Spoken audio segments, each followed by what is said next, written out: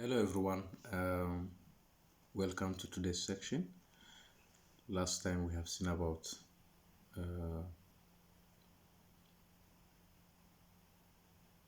exact sequences, and we have seen different properties of exact sequence. Today we are going to see about free modules. So these free modules is nothing but roughly speaking, it's a modules which has a basis. So let's go to formal definition of free module. First, we have another module M, and we have a subset X of M is said to be linearly independent, provides that for distinct elements x1 up to xn and r an element of R, then if this linear combination 0, then this linear combination, the zero linear combination, must imply Ri 0 for every I. So this definition is similar to the one you have seen when you attend the advanced linear algebra course. So, or from your undergraduate level course, you know that vector spaces. So any set which is linear independent if satisfy this condition, okay? And if this condition is not satisfied, if this does not imply this one, then that set must be linearly dependent. If our module M is generated as another module by a set Y, then we say that Y spans, or sometimes we call generates M. In this case, we write M is a submodule generated by Y.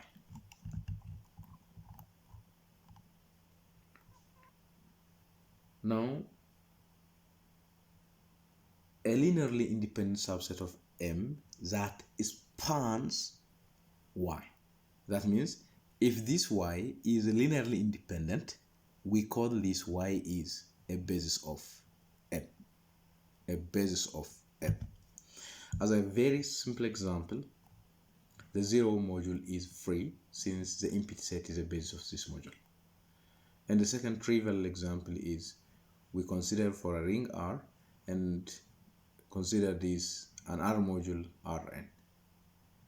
So this is external direct product of this R. Then this is a standard basis, okay? AI is a unit vector whose i's coordinate is 1, is a basis of Rn. So what does this mean? Okay, I think I will come back to the formal definition of free modules. So we have a ring R with identity, and M is a free R module. So I think this is not clearly ordered. I'm sorry. So I have to define first a free R module. I think with a great excuse, I'm going to bring you, I didn't define free module here, sorry. Okay. A linearly independent subset of M that spans M is called a basis of M. So here at this step, okay, an R module which has a basis is called a free module. Okay, an R module which has a basis is called free. That's what free module means. Okay, so the 0 module is free because it has a basis. As it has a basis, then its basis is an empty set. So we have a basis, this is a basis, then Rn is a free R module, a free R module.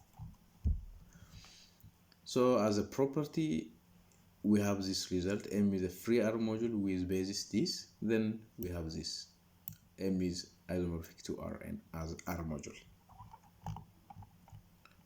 So the proof is very simple. I'm not going to take very long time here. So I mean, we have R module here, and if M is an R module, we know that Rn is an R module. Consider this map, which sending these n coordinates to this linear combination. So this is clearly an epimorphism. I mean, it's very easy to see that this map is R module homomorphism, and not only this, for any such element, we can take the coefficients here so that the map is clearly an epimorphism. Now it remains to show that this map is injective. For this, suppose f of a is equal to 0 for some element a of Rn, then where, okay, note that this a here, my a is a1 up to an. So f of a means f of a1 up to f of an. This is by definition the sum ai xi I1 up to n. But f of a is equals to 0 means this linear combination is 0. But this linear combination is 0 implies ai is equal to 0. Why? Because xi is linearly independent. Since m is free, okay, since m is free with this basis, this is linearly independent, then we must have ai is equal to 0. Then f of 0 is 0. Why? Because the 0 module sends the additive identity element to additive identity element. So R module homomorphism sends the additive identity element to another identity element. So we have f is injective, then so we have then f is an isomorphism between these two. This is very important result, similar to the one we have in a group. I mean, hopefully all of you are almost familiar with the notion of free groups. So we have the same theorems there. So we have a basis, f has a basis, f is internal direct sum of family of cyclic modules, each of which is isomorphic to left R module to R, and f is R module isomorphic to direct sum of copies of left R module R. And the fourth property is there exists an entity set x and a function outer is x to f, okay, with the following properties: given any unitary R module M and a function f from x to m, there exists a unique R module homomorphism f bar from f to m such that these commute.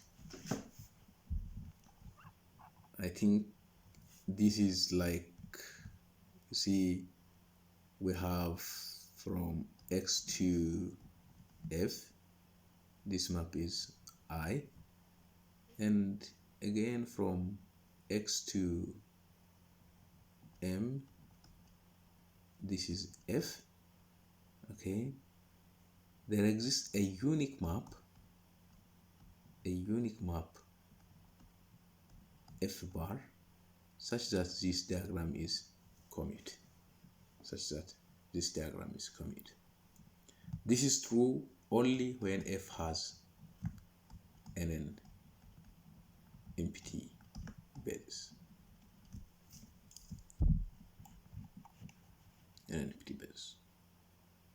It says non-empty because we are talking about non-trivial module. So let's see projective and injective modules. So I'm gonna just quickly show you projective modules and injective modules defined similarly. So a projective module, I mean a module P over a ring R, is said to be projective. Then we have this diagram, okay? We have this diagram, okay? You see this diagram where with this bottom row, this bottom row is, this is exact. So if this is exact, means clearly G is an epimorphism. Then it says if this is given, then there exists an R-module homomorphism H from P to A. It's like that, like this. Okay, this is H, such that this diagram commute. So we must have commutativity. We must have, okay.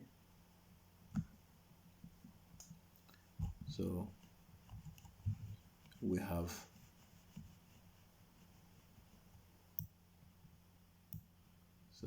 we have here commutativity. We have this commutativity.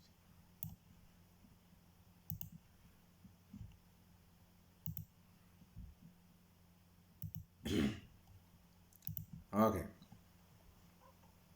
So this commutative means, okay, this property satisfies.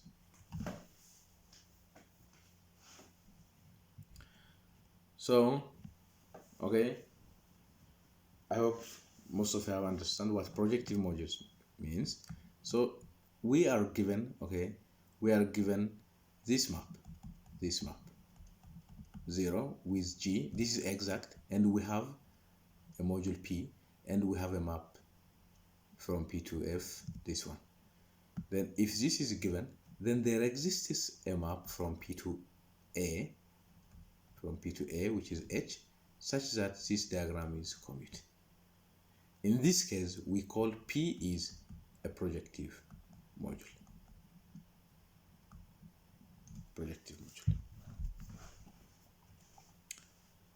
Okay.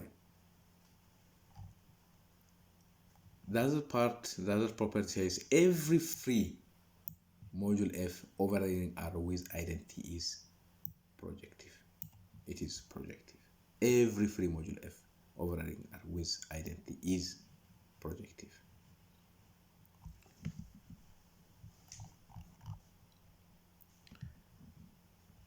Another nice property is let R be a ring and the following conditions on R module P are equivalent. So P is projective means this implies for every short exact sequence of this form, such exact sequence is split exact. Hence, we must have this one. P is direct sum of A and P. The third point says there is a free module F and another module K such that F is direct sum of K with P, it says. So let's this see quickly. So 1 implies 2. If P is projective, we must show that this holds. So we consider this diagram with bottom row exact by what? By hypothesis. And since our P is projective,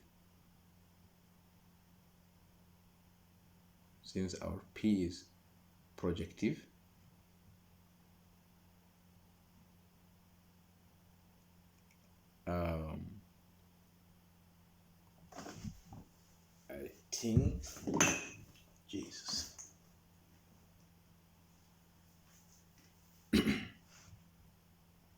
I'm sorry. since P is projective, then there is another module homomorphism H from P to B such that GH is 1P. GH is 1P.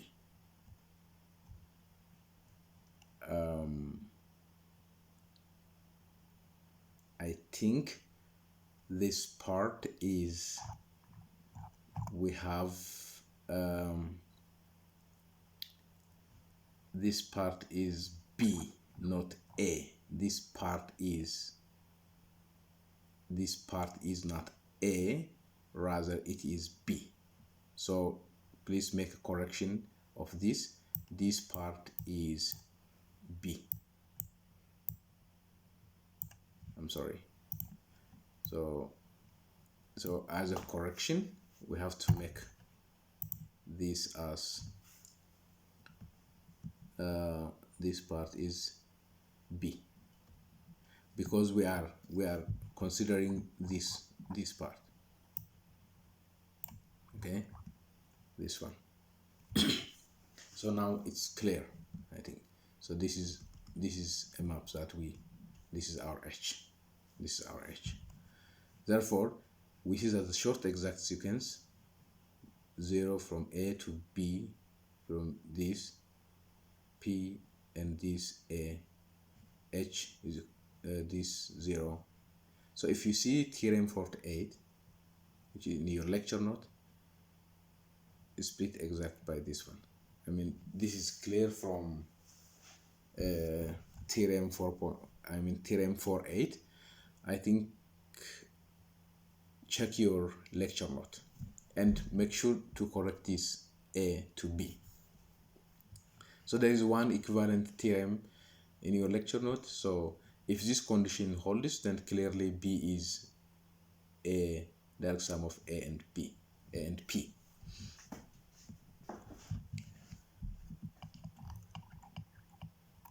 Okay, so I think the other part is very clear. It's very, I mean, it is included in your lecture note. 2 implies, it's like 2 implies 3, and 3 implies 1 is clearly proof there. So you can check your lecture note, and I think the definition of injective module is as follows. So a module J over a ring R is said to be injective. So now instead of epimorphism, now we have a monomorphism G. Okay, G is a monomorphism, and this is, instead of bottom, now we have, this is exact with the top row. Now we have J from A to J. Previously it was this map, like this. Previously it was like this. Yeah, for projective, you see, projective is, it is P from, okay, A goes to B goes to 0, where this you see, the map goes from P to B. Now from the map is reverse from A to J, and now this is also reversed. Okay, this is also reversed. It's like this. So there exists from the map from here to here, but it was before like this. For projective, it's reverse. So if this, then this condition holds. So if this condition holds, we call such module is injective module. It's injective module. So next time I will come up with a new section. Until then, see you.